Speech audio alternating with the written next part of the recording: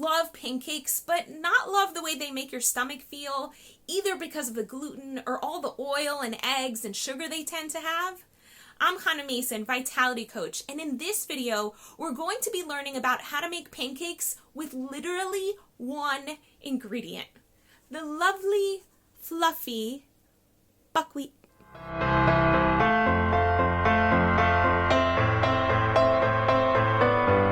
This video is a shout out to Yoel Roderman from Chicago, who just sent me an image of the lentil curry soup that I discussed in one of my videos. And so that just feels so good. And I literally wanted to jump right through the screen and take a taste of that soup.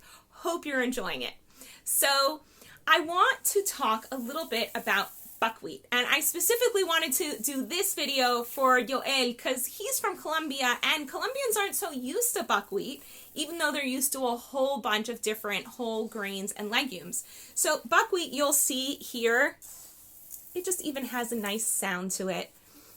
You might be familiar with the word kasha, which is toasted buckwheat. It looks just like this, but it's brown.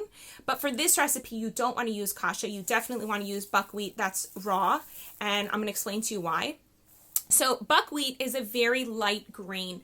It's rich in starch, but it's also very rich in protein and has the incredible quality that you also find in flax seeds or in chia seeds. And that is that if you put it to soak in water, you get this amazing goo that develops that's very similar to egg. It's so similar to egg that it actually behaves exactly like an egg when you cook or bake with it. So what I do is I take these buckwheat groats and I actually have them sitting in this bowl because I'm going to put them to soak overnight right to about this level, And they're going to soak overnight.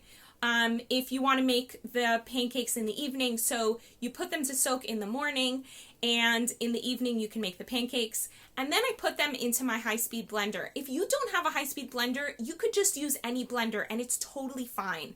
You might just need to run it for longer. So I put it in with the soak water into the blender. And that's it. That's the entire pancake recipe. Now, I like things to have salt in them, and also we need salt for our adrenal glands to function. So what I do is I put in about half a teaspoon of salt per cup of buckwheat. So for all of this buckwheat, I'm going to have about 1.5 teaspoons of salt, something like that. I don't know, I kind of just eye it. And I really like to make my pancakes savory. So I put in powdered garlic and powdered dill.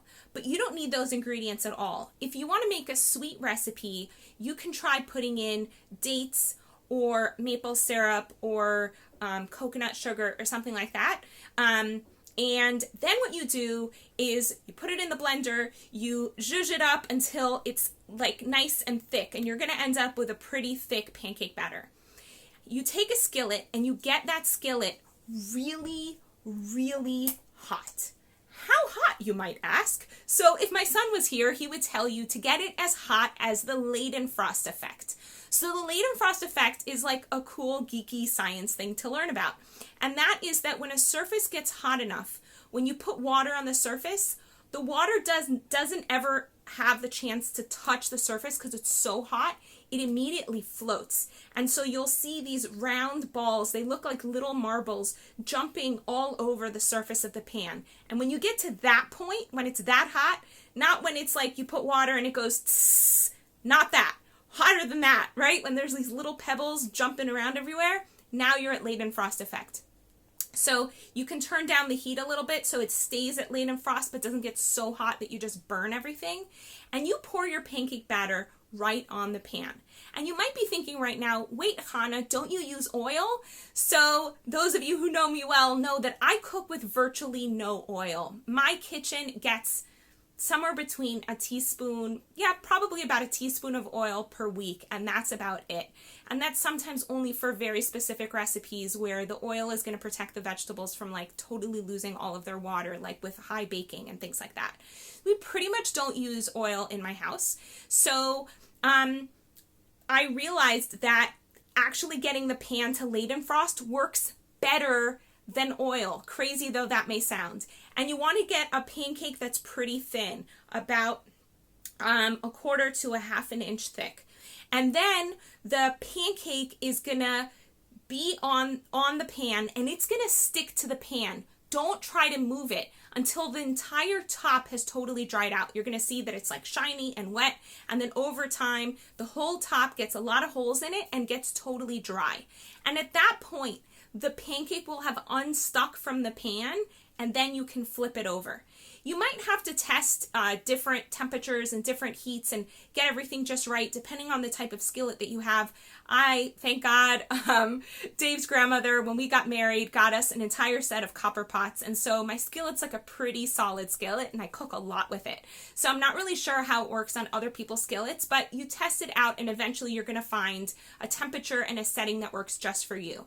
Now, those pancakes, when they're savory, you can use curry spices, or you can use Cajun spices. You can do whatever you want.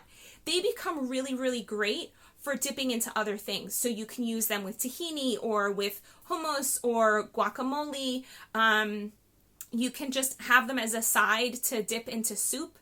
And you can cut them into squares and make little sandwiches out of them. So what's really nice is that they feel a lot lighter than eating bread, and they're lighter on the digestion than eating bread, and they have all sorts of different nutrients that you might not get from your wheat or spelt or rye or oats. Now, all whole grains are really great. But different people have different sensitivities, and sometimes you just might want to eat something that's a little bit lighter and nicer on your digestion. So, hope you enjoyed this video, hope you enjoyed this recipe, and if you're looking to take your vitality up a notch, I'm here for you. I'm a vitality coach. It's what I do. Get in touch with me here on Facebook or YouTube, or contact me directly on my website at hanamason.com. We can set up a free discovery session and figure out how we can take your vitality to the next level.